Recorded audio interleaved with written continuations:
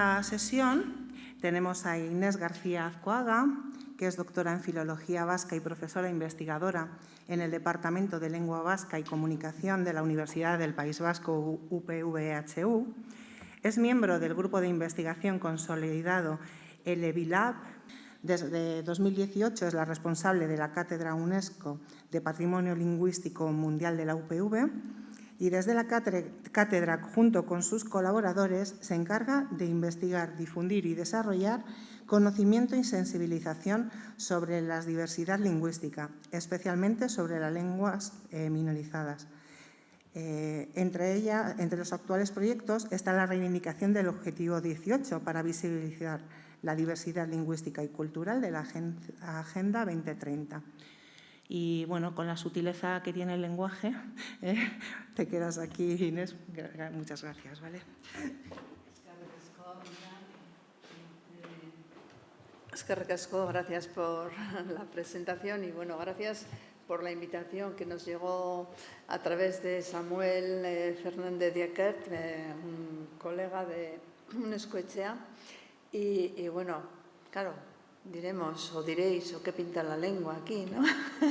¿Qué hacemos hablando de lengua en la Semana de los Océanos?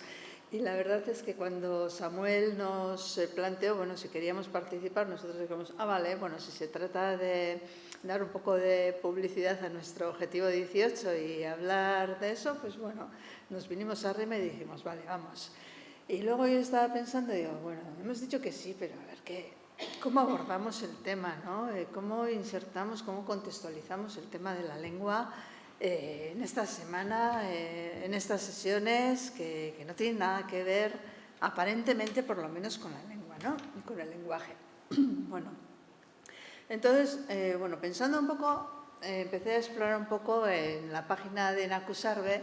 Decía, bueno, a ver qué hay por ahí y de qué va esto, porque la verdad es que tampoco conocíamos nada de Nakusarbe ni sabíamos lo que hacía.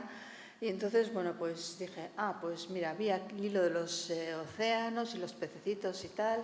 Y dije, bueno, pues la lengua, mira, es como lo de los peces, ¿no? La lengua es como el agua para los peces, es la lengua para todos los demás.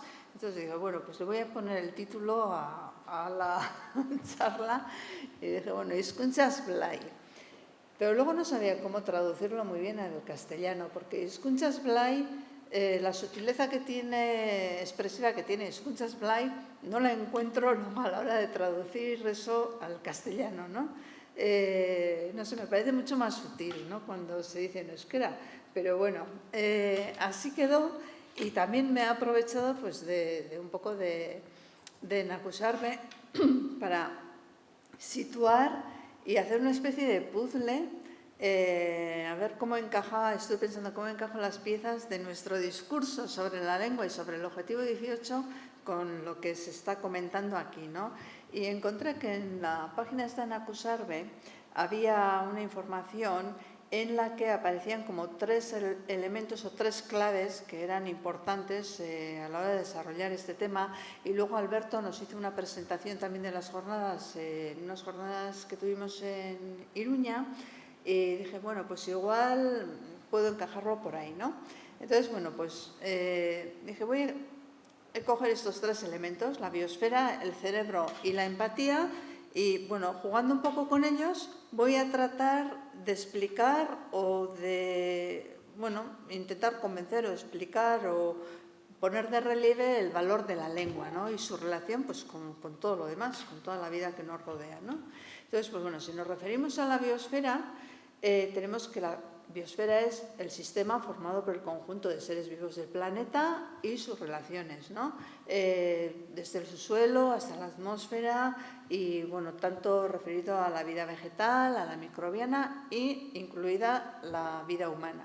Entonces, si nos referimos a la vida humana y ponemos el individuo en el centro, como nos pide la Agenda 2030, ¿no? Que uno de los objetivos es poner el individuo en el centro, entonces, bueno, tenemos un individuo, pero que es parte de una comunidad.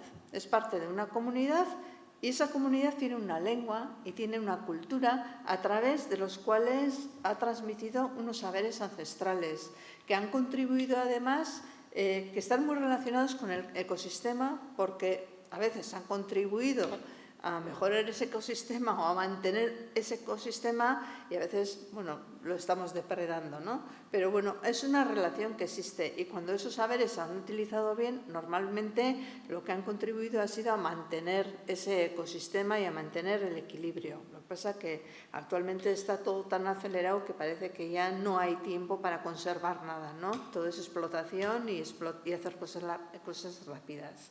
Entonces, bueno, desde el punto de la biosfera, desde el punto de vista de la biosfera, pues bueno, podemos considerar que la lengua también forma parte de un ecosistema, porque tenemos un ecosistema lingüístico y cultural que también hay que tener en cuenta. Y además hay trabajos que han puesto en relación la lengua y la diversidad biológica.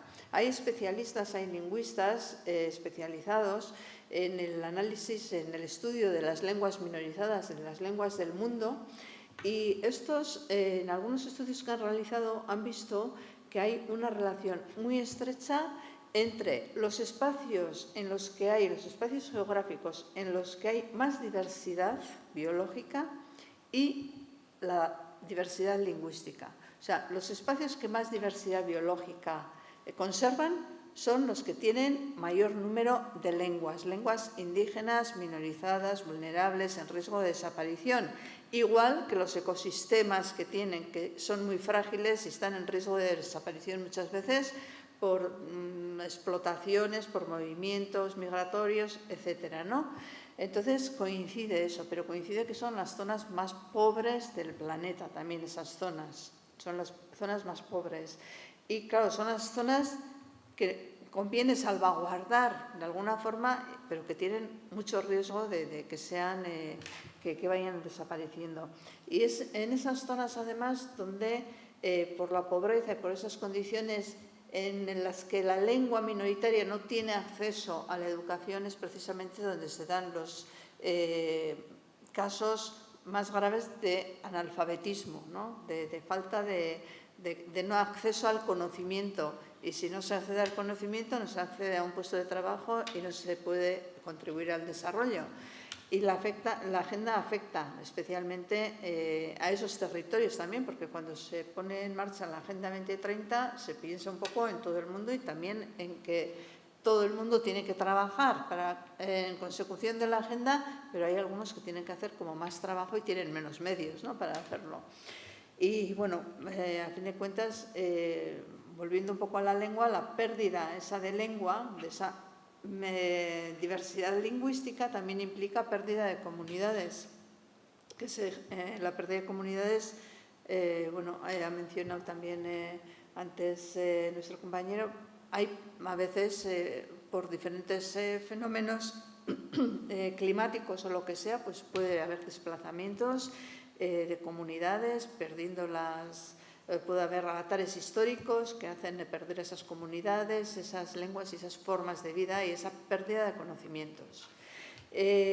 Porque al fin de cuentas vivimos en un mundo en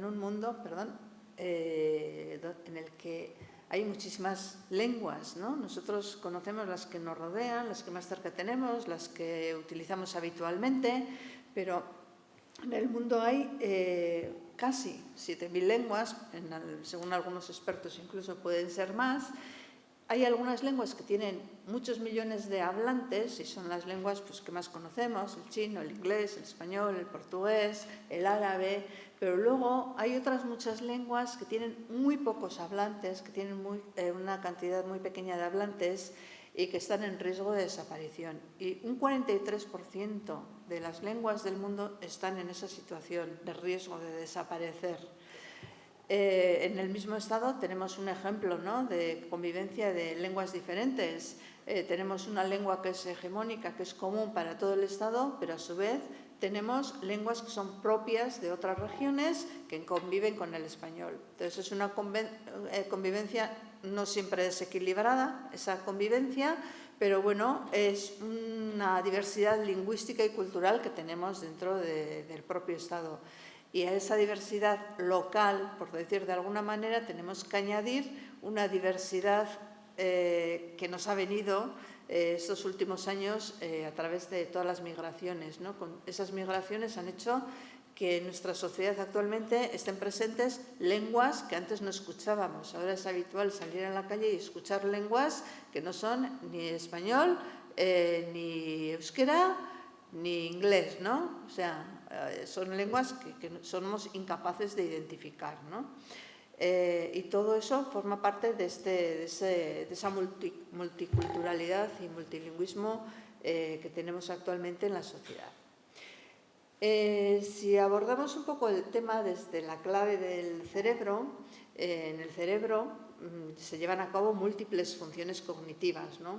Una de ellas está relacionada con la lengua, porque es que la lengua, además, tal como la conocemos, nuestro lenguaje articulado, es una de las capacidades distintivas de los humanos. Es algo que nos diferencia de los animales, ¿no? Y esas habilidades lingüísticas y comunicativas se localizan en el cerebro. Se localizan en el cerebro, pero dentro del cerebro hay numerosas operaciones muy complejas que junto con otras operaciones psicológicas pues dan lugar a la utilización del lenguaje tal como lo conocemos y tal como lo usamos, ¿no? Entonces, el lenguaje nos permite comunicarnos, pero no es una mera herramienta de comunicación, porque a veces se define así, ¿no? Cuando utilizamos una definición simple, ¿qué es el lenguaje? Una herramienta de comunicación. Sí, pero es algo mucho más que eso, porque nos sirve para interactuar. El lenguaje es interacción y es una actividad humana más, que puede ser oral, puede ser escrita, ¿no? Y es una forma de poner en relación el sujeto con el mundo, ¿no? Y en todas las relaciones del ser humano hay actividades, el lenguaje, y esas actividades se realizan por medio del lenguaje, ¿no? Y a través del lenguaje nosotros transmitimos conocimientos y con esos conocimientos cambiamos el mundo. Entonces, es importante también el lenguaje. Entonces, claro, nosotros podemos transmitir el conocimiento cuando se trata de nuestra lengua. Si nos imponen otra lengua, pues es más difícil, ¿no?, que podamos hacerlo. Entonces, por eso es importante hablar de las lenguas también indígenas, autóctonas, que son normalmente las que son minoritarias. Y por eso, pues es importante para nosotros que hablar de la lengua cuando hablamos de la agenda. Y es que cuando revisamos la Agenda 2030, a pesar de que la Agenda sitúa al individuo en el centro de esos objetivos, luego vemos que hay muy pocas menciones a la diversidad lingüística y cultural. O sea, no se explicita un objetivo para atender la diversidad lingüística o cultural, ¿no?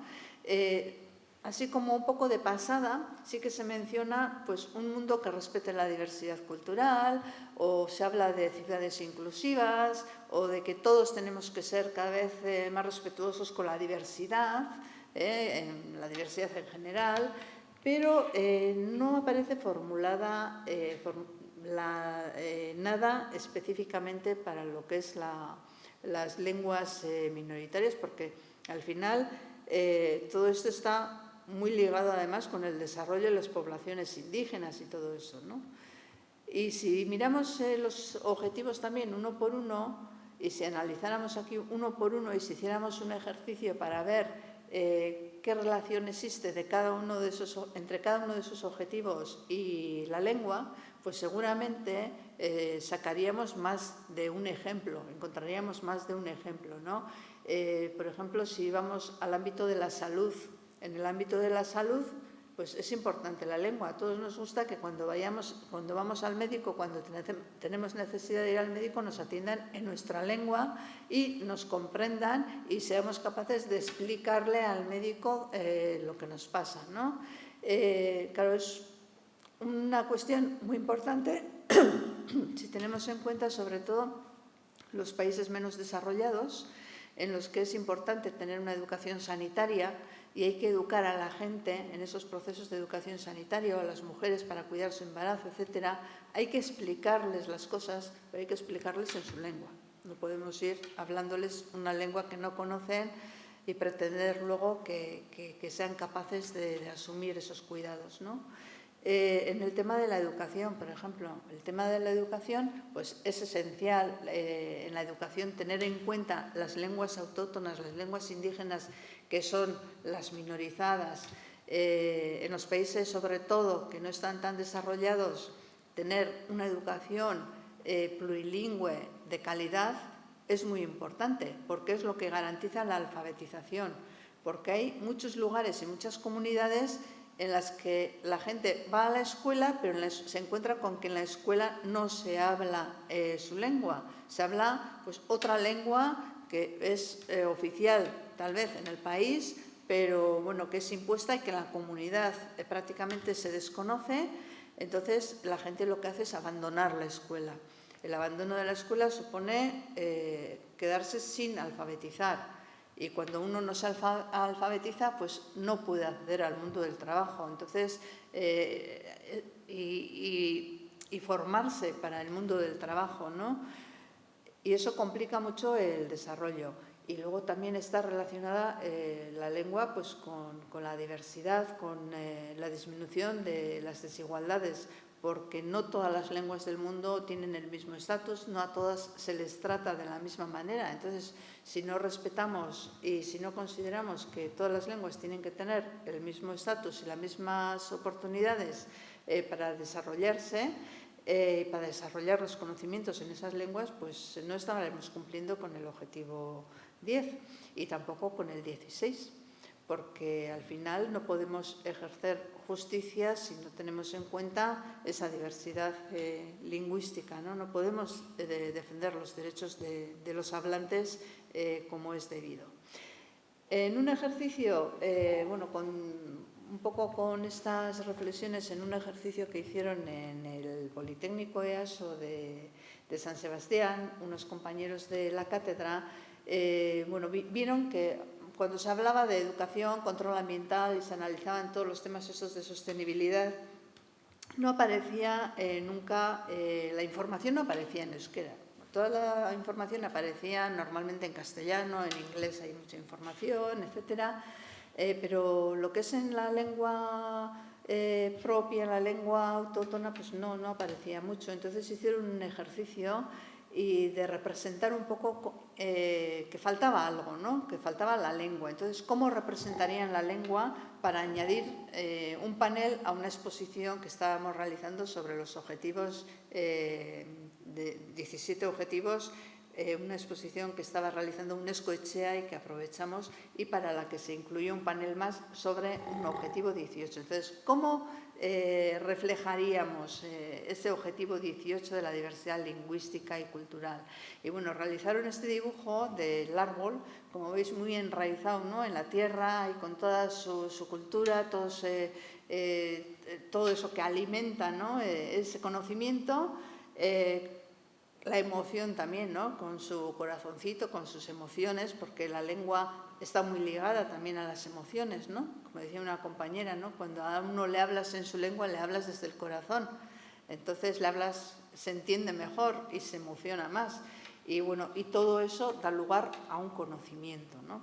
Entonces, bueno, pues se propuso, empezamos a trabajar con el objetivo 18 y bueno, pues a reivindicar un poco que en el panel este de los 17 objetivos de la Agenda 2030 debería de incluirse también un objetivo 18, porque era importante también tenerlo en cuenta y es que estaba ligado a todos los ámbitos del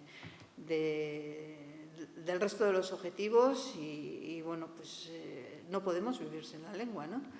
Y eso forma parte también, es cuestión también de empatía, el tener también empatía, conocer mejor a los demás y tener empatía, porque la empatía no es el sentimiento ese de identificación con algo o alguien. Y a través del objetivo 18 podemos conseguir, el objetivo 18 nos proporciona también una herramienta, ¿no?, también para establecer esos lazos entre la lengua y la agenda, pero también entre todas las lenguas, ¿no? Considerar las lenguas como parte también importante que tenemos que conocer las lenguas de los otros y los otros también la nuestra y tenemos que respetar todas las lenguas, ¿no? Porque Al final hablamos siempre de biodiversidad, de ecologismo, de sostenibilidad y tal, ¿no? Pero la lengua, también podemos ser ecologistas con la lengua, también podemos ser sostenibles con la lengua, ¿no? Podemos utilizar nuestra lengua, utilizar lo local, explotar lo local, como solemos decir, ahora que está tan de moda lo de consumir kilómetro cero y todas esas cosas, ¿no? Nuestra lengua es de kilómetro cero, ¿no? Entonces, nuestra lengua tenemos que ponerla en valor, pero también tenemos que aprender a valorar las de los otros. En la medida que consigamos hacer eso, los otros también van a valorar mejor nuestras lenguas, ¿no? Y bueno, pues en definitiva es que las lenguas indígenas y minoritarias también necesitan ser reconocidas, no solo las mayoritarias, porque ahora parece que no existe nada más que el inglés, ¿no? Aparte de nuestras lenguas comunes de diario, la otra ¿cuál es? El inglés, ¿no? Y se nos olvida pues, que existen muchas lenguas y que según a qué país vayamos, pues el inglés no nos va a servir de mucho, ¿no? Pero bueno, importan, las lenguas importan. Y las lenguas importan porque están muy ligadas con la justicia también, porque es cuestión de justicia, ¿no? Porque favorecen la convivencia. Cuando uno reconoce también esa diversidad lingüística, se está reconociendo también, se está facilitando la convivencia, se está facilitando también la cohesión social y se están respetando los derechos humanos, los derechos de los hablantes, que son derechos humanos, a fin de cuentas, ¿no? Es importante porque está muy ligada con la educación. Una educación plurilingüe y de calidad es importante. Una educación que permita, que tenga en cuenta las diferentes lenguas locales, pero sin olvidar también las que tenemos, las que nos han venido, ¿no? Las añadidas, esas que es uno de los retos que tenemos actualmente en el ámbito educativo, ¿no? Cómo afrontar esa diversidad lingüística también, ¿no? Cómo poner en valor todas esas cosas en favor de todos, ¿no? Para que consigamos una sociedad pues, más cohesionada. Y luego la lengua también importa porque está muy ligada a la lengua y la cultura locales, ¿no? Y eso está relacionado, he mencionado antes también, pues un poco con el medio ambiente, sobre todo igual no tanto en nuestras sociedades modernas, en comunidades más modernas, pero sí en muchas comunidades todavía la lengua y la cultura locales están muy, muy relacionadas con el medio ambiente, pues sobre todo por lo que al menos desde la cátedra más conocemos si nos referimos a comunidades de Sudamérica y así, ¿no? Están ligadas a la tierra, a la actividad económica, al desarrollo. Entonces, en la medida que esas sociedades, esas comunidades tienen oportunidad de vivir en su propia lengua, de desarrollar proyectos en su propia lengua, se hacen también como más resilientes, ¿no? Tienen más aguante, más capacidad de aguantar y pueden convertirse en motor de desarrollo económico también. Y bueno, y aparte que es lengua y cultura, es un elemento también que nos hace distintos, ¿no? O sea, quiero decir que nos proporciona la identidad para distinguirnos un poco de los otros también, ¿no? Todos queremos tener los mismos derechos, pero eso no significa que todos tengamos que ser idénticos, ¿no? O sea, cada uno tiene sus particularidades, su propia cultura, y eso pues nos enriquece a todos, ¿no? Y nos da esa característica distintiva también. Entonces, desde el objetivo 18, sí podemos convertir este objetivo 18 en una herramienta, ¿no? Para establecer vínculos, como he dicho, pero quiero poner, porque no sé cómo voy de tiempo, seguramente justo, pero no quiero quedarme sin mostrar este ejemplo justo con lo que estaba diciendo ahora, que es a raíz de unos trabajos de cooperación lingüística que se llevan a cabo en Colombia, en la región de Cauca, y en los que la cátedra colabora con la Asociación de Cooperación Lingüística Garavide. Y bueno, ya llevan muchos años trabajando en la revitalización lingüística del Nasayube, que es la lengua de esta comunidad. Y bueno, pues han conseguido crear escuelas infantiles que educan a los niños en lengua indígena, cosa que antes no había, Han conseguido crear material escolar, material también para la alfabetización de adultos, que esta es otra cuestión importante cuando hablamos de lenguas minoritarias y de comunidades que tienen pocos medios a veces para desarrollar este tipo de programas. Y han conseguido que los mayores participen en estos programas y además en la transmisión de conocimientos no solo lingüísticos, porque transmiten el conocimiento lingüístico, pero junto con el conocimiento lingüístico también de ese saber hacer las cosas, ¿no? Y se ha conseguido una cosa importante también, y que es la implicación de los padres en la educación de los hijos, que a veces cuando se implementan programas educativos parece que es una cosa difícil, ¿no? Que se hace, pero luego es difícil que los padres participen en esas decisiones que se toman en la escuela y sean parte de eso. En este caso, pues una de las cosas positivas que se han visto es eso, ¿no? El incremento de la participación de la comunidad en las acciones que se proponen. Pero también hay una cuestión que es importante, y es que esa comunidad no puede ser una mera receptora de ayudas. Es necesario que haya una implicación por parte de esa comunidad y que muchos proyectos además surjan desde dentro, ¿no? Y que se vea esa necesidad desde dentro. Y es como una forma de aprender mutuamente también, no es solo llevamos allí y hacemos las cosas así basándonos en lo que nosotros sabemos, no. Tenemos que aprender también de lo que ellos saben y tratar de implementar y aunar todo eso, ¿no? De ser empáticos en ese sentido y de procurar que eso nos sirva para lograr los objetivos. Bueno, hay algún otro ejemplo más, no sé si cómo ando de tiempo, pero bueno, por traer otro ejemplo que no tiene nada que ver con el anterior, pero tuvimos ocasión de conocer algunos trabajos que estaban haciendo también en Gales en relación con la lengua y el desarrollo sostenible y la agenda. Entonces, bueno, pues nos mostraron un poco también lo que estaban haciendo en los parques naturales, ¿no? Una iniciativa de ligar todas las medidas que se tomaban para los parques naturales, ligarlo con la lengua. O sea, porque, bueno, a veces se hacen parques naturales, etcétera, pero no se tiene en cuenta pues la cultura local, la lengua local.